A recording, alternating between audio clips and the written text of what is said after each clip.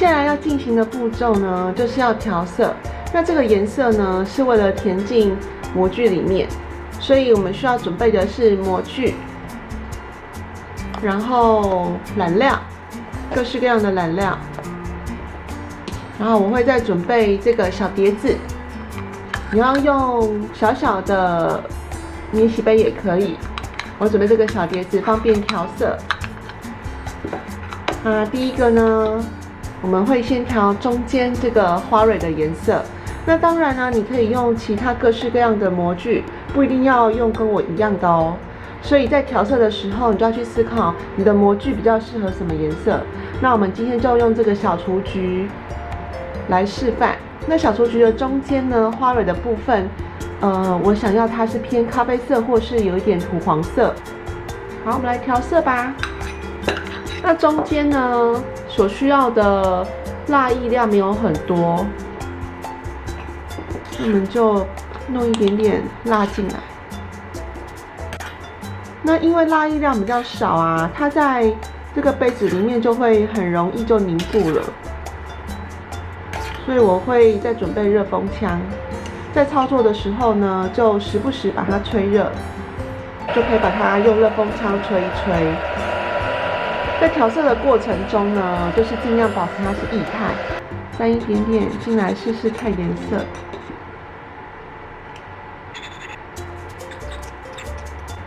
那颜色调好要试色哦，把它滴在白色的板子上面看看颜色，这样才是最准的。有点偏浅，那我想要它深一点。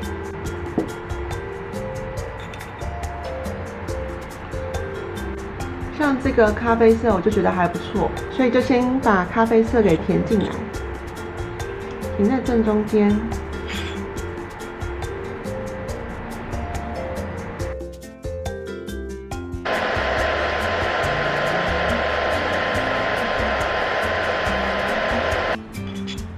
慢慢填，要把这个膜的花蕊的中间啊都填满。在等花蕊的颜色凝固的时候呢，可以先来调下一个颜色。那下一个颜色呢，我希望花蕊的边边啊，可以有一点点的黄。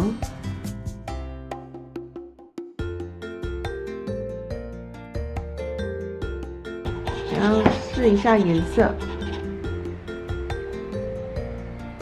有点太荧光了。大家有发现颜色1、2、3、4。有慢慢越来越暗，然后越不荧光的趋势吗？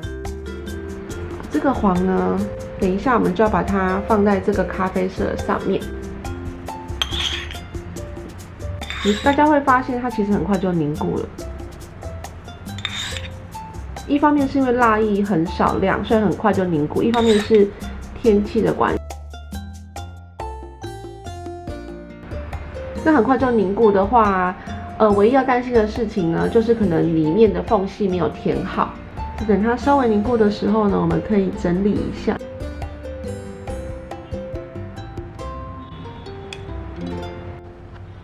那接下来要填花瓣，旁边的花瓣呢，你观察一下模具，花瓣呢它的高度是比较低的。那外面呢，我想要有一点点颜色渐层的感觉，来试试看咯。先下一点红，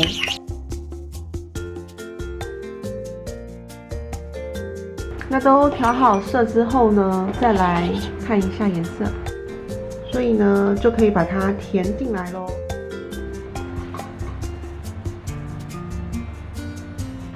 然后把它稍微吹拢，就会发现，它顺着这个凹槽自己跑下去。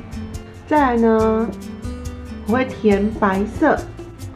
你可以直接把白色填进来，白色跟刚刚的颜色啊，它会有交互作用，就会有一点渐层感。我把白色填进来之后，一样要用热风枪稍微吹一下。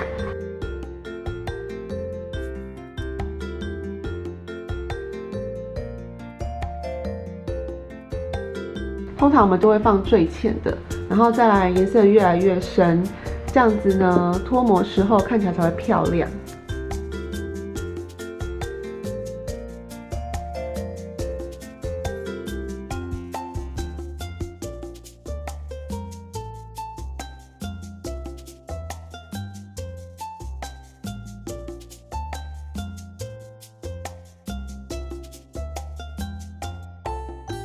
那上来它很快就凝固了，一样用热风枪吹一下，确保它可以流到沟槽里面去。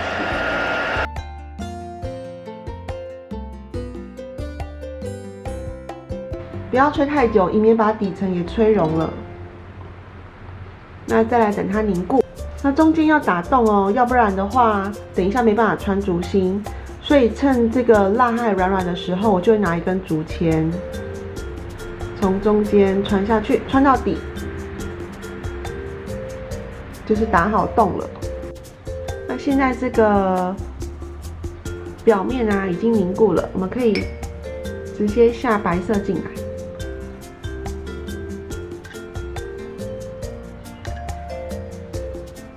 那我直接下白色呢，只是为了不要让这个花的颜色太复杂。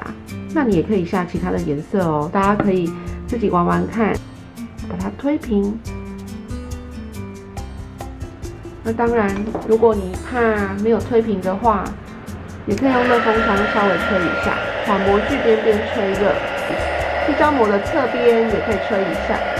那接下来我们就是放凉就好咯，等它凝固就可以脱模了。经过了一段时间之后，这个蜡已经完全凝固了。那如果大家想要加速它凝固的速度的话，可以把它拿进去冰箱的冷藏里面冰一下。那现在来脱模咯。